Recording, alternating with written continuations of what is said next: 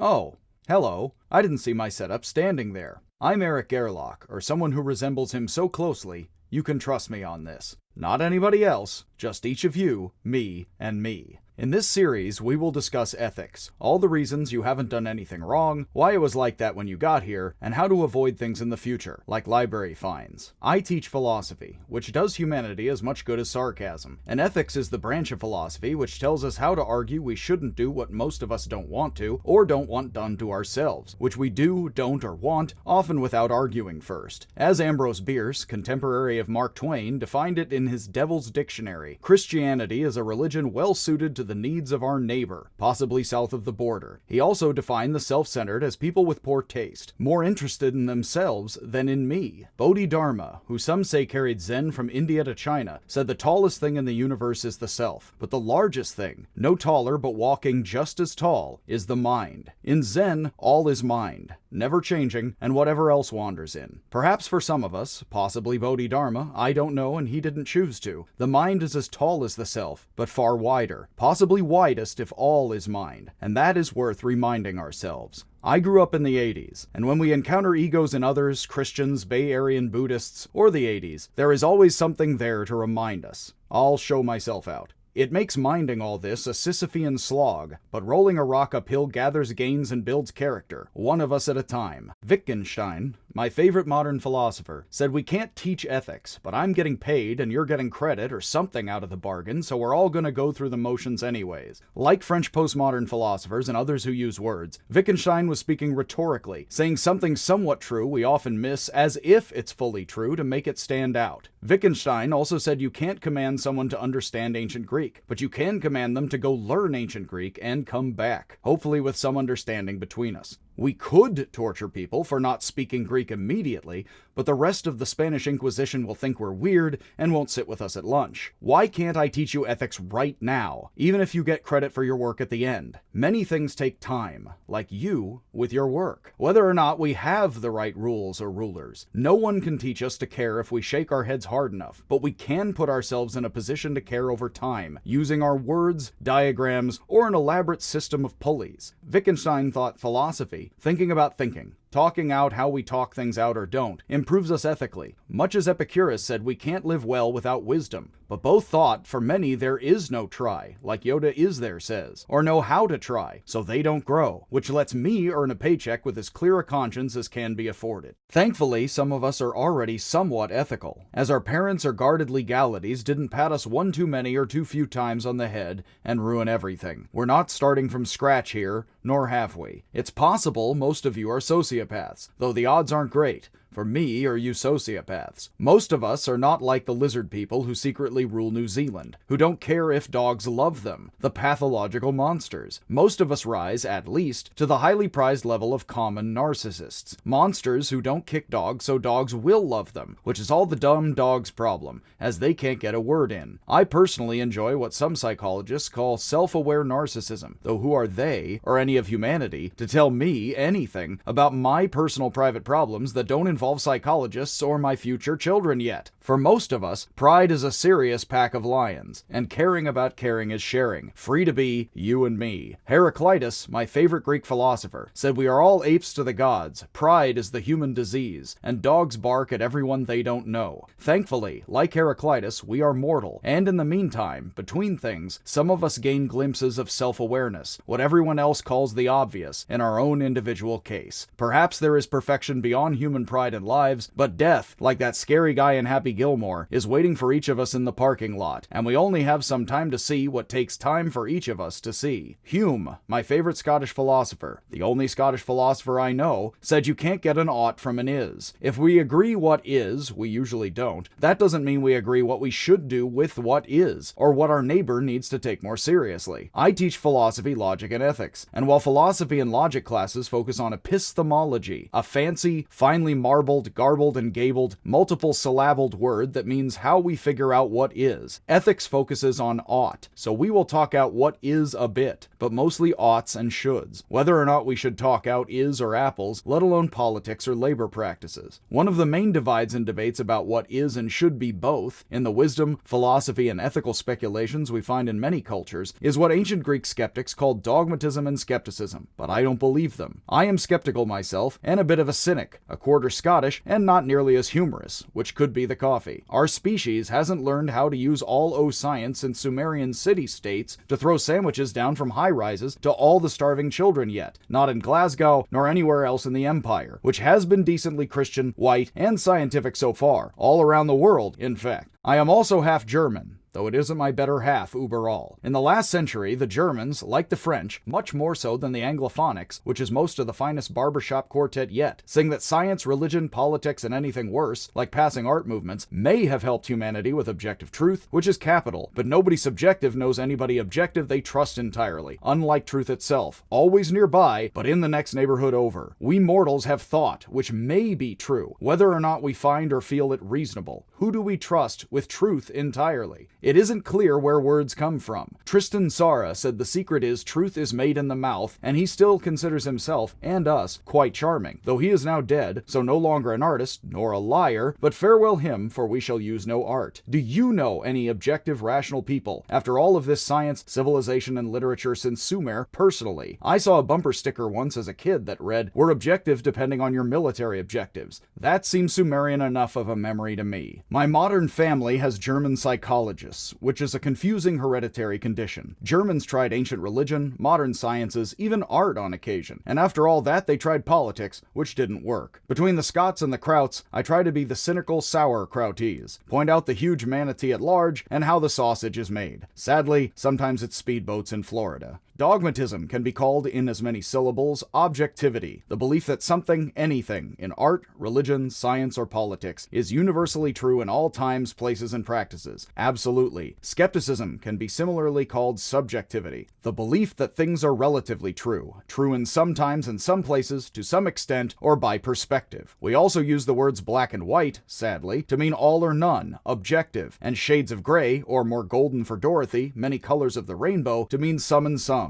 subjective perspective. I myself go back and forth between impressions of ranking officers and cosmic hippies to give dogmatism and skepticism voices, the larger industrial complex. If I think of dogmatism, I think a few good men need me on that wall, or else you weakened a country today, soldier. When I think of skepticism, I think culture is the cult, man, with Terence McKenna, if he's still around somewhere, or Mel Brooks's Roman legionnaire, who tells us we gotta let the coolness get into our vertebrae rather than close the gate. We haven't seen anything like these in politics lately, not since imaginary Roman times. Do all or none certainties free us and form a base that helps us move to stand for good, or do they bind us, blind us, wall us in, and force us to do evil? Do shades of gray, degrees of certainty, many choices by degree, even in this job market, free us, or do they fool us and allow us and others to slouch towards more of the same? It could be all this simply continues, each of these things and all of them together, as much of what we call meaning and life, and ethical experts continue to debate their library finds. Let's say you keep meeting your enthusiastic supporters, who are often more vocal than librarians. That doesn't mean you're getting 99% or 1% of the vote either way, absolutely, because 1% is several million people. Let's say we help all the Nazis in the 30s, or even worse, Puerto Ricans today. Even if we kill a few thousand here or there, micro-Hitlering while multitasking, that may not make us right about anything, no matter how much it's supported. If it isn't enthusiastic support, perhaps it's ideal, abstract morals without bias. Perhaps the few, or the masses, are off and evil, but the masses, or the few, follow rules, and these rules lead the few, or the masses, to be good. We would like to know what the rules are and rulers would be who support us rather than hold us back, but we remember the other, some pile of chumps, on the other side of the aisle or borderline, who believe in the wrong religion, or nation, or theory, and they are all immoral or irrational, however they are opposed to us. Untrustworthy, not worthy of endearing trust, not following the right feelings, words, and people, or they follow emotions, religions, texts, and authorities blindly, whichever fits my point better presently, both ways, sometimes in the same sentence, but almost certainly in the same paragraph. Do these same systems change us, or do we remain the same? How much has religion, science, or politics improved the enemy, or ourselves? Should we turn to art, or find something more profitable? If we hate any of this, we can call it incoherence in our enemies, and if we love it, we can say it's covering our bases with critical thinking, alongside our allies. As Hulsenbeck wrote, friend of Sarah, dialectics, fancy Greco-German critical thinking, so you know it's critical and undividedly self-aware, is the fine art of glancing at the enemy's position before crowning ourselves the winner. Critical thinking covers all the bases, but we people with human error unto us are hardly objective nor rational, as we don't entirely follow, nor follow rules, and our most brilliant moments are finding incoherence and hypocrisy in our own thinking, or the thinking that has been there the whole time, most often in the thinking of others. Unless you know a culture or practice that is fixed in all time and space with absolute certainty and no other possible worlds, perspectives, or positions, then facts and theories are solid and fixed, but also fluid and flexible. This is one of the ways we accuse others of playing the problem while we are the solution. The unfixed who can't move like we can. The stubborn who can't stand for what we see so plainly, right as rain, sensed with the eyes right in front on the face, as only we have eyes in the front of the face, as well as all around the head. Ancient dogmatic philosophers spoke of truth as a solid, and skeptics of truth as a fluid. Wittgenstein said today, in the 50s, truth is a gas, fully present with steady pressure until we twist the wrong valve, and then gone with the wind and on fire, like Confederate money. Objectivity is an elaborate system of mirrors it seems no one can afford, whether or not they have the cash. Logic isn't a tree that talks to itself about its stand or further fall when we're not around, or that's what it wants us to think.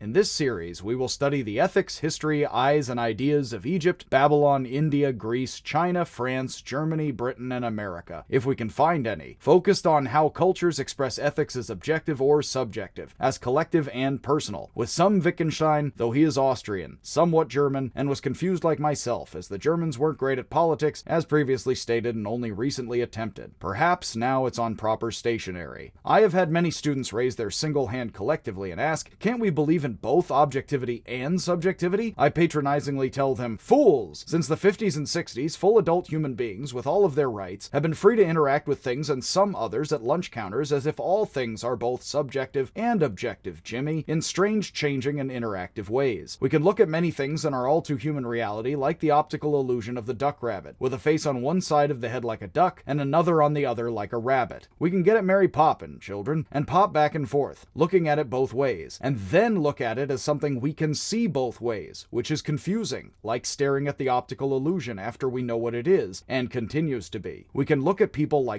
or like the internal enemy, like Public Enemy number 1, as if there should have been a ban 30 years ago. This means more possibilities and choices, which is all we call rational action in nicer words. Zizek made the ingenious observation we can stare at a finger and close either eye, watching it jump back and forth. So if we open both eyes, we now know what we see is more than one thing, overlapping. If children in one village are shown a picture of the head of a duck, and in another the same as the head of a rabbit, whether or not we should show either thing to children, Wittgenstein said it is possible both villages could look through a picture book, see the same head on the body of a duck as a duck, turn the page, see the head on the body of a rabbit as a rabbit, and no one of either village knows they have seen the same head twice, in different positions, a strange sort of unconscious agreement in full daylight, as both first see a duck, and then see a rabbit, and could then see the head again in completely opposite ways, which is how they were both raised. Let that sink into your head, no matter what you feed it or your children. I'm gonna teach my children how to lie, cheat, and steal, because they are going to college. All of us use answers, questions, dogmatism, and skepticism, like stubborn conservative traitors and cowardly liberal terrorists, to engage in answers and questions, dogmatic and skeptical practices, trusting and distrusting each other and all incarnated authorities. I am of a very libertine persuasion,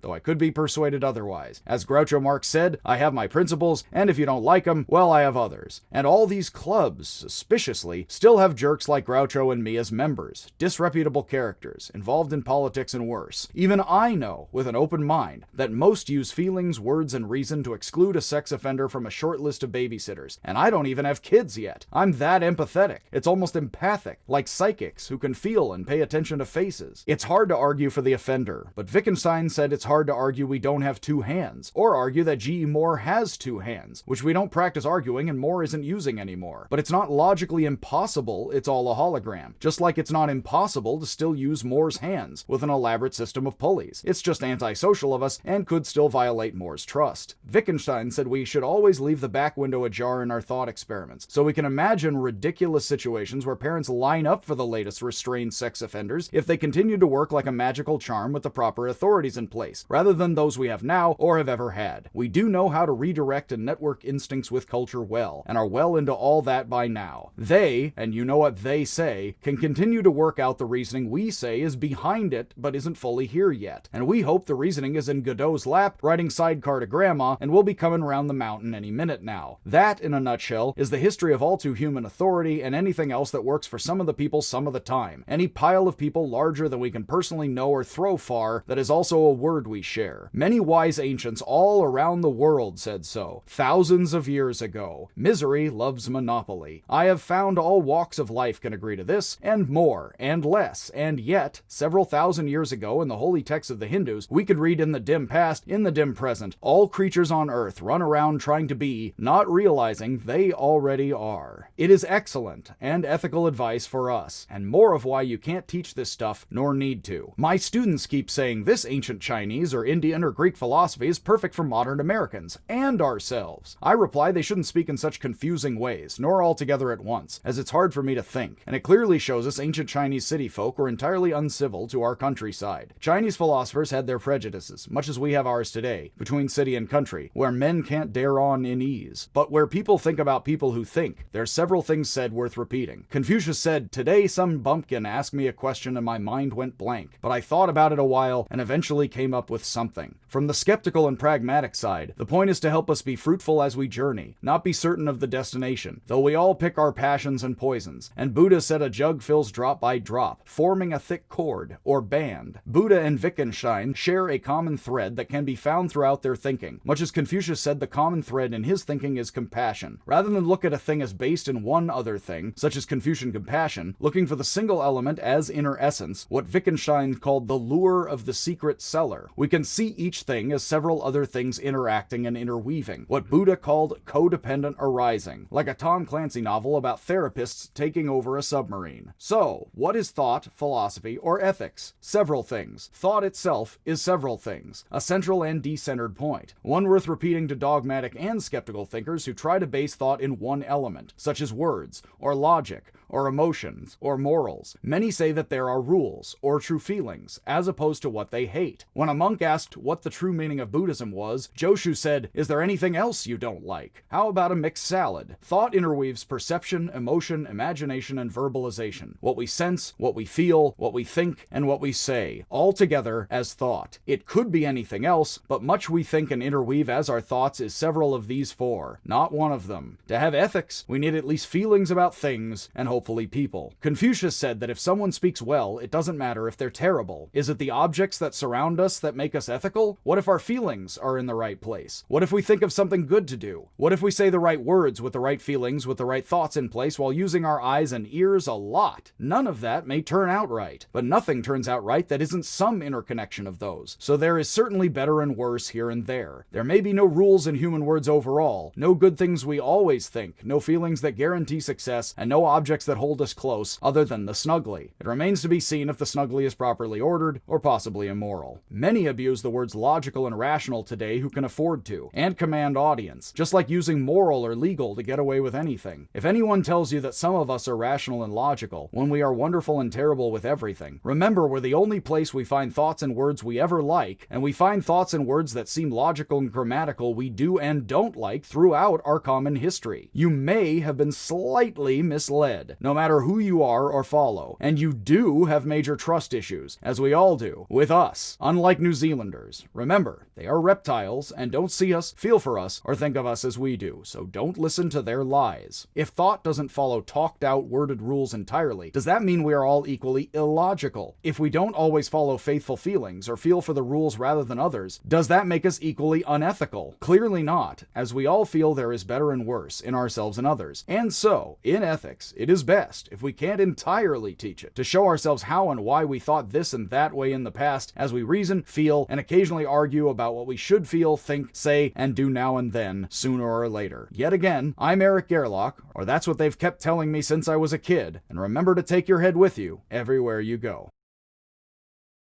You don't want to say anything?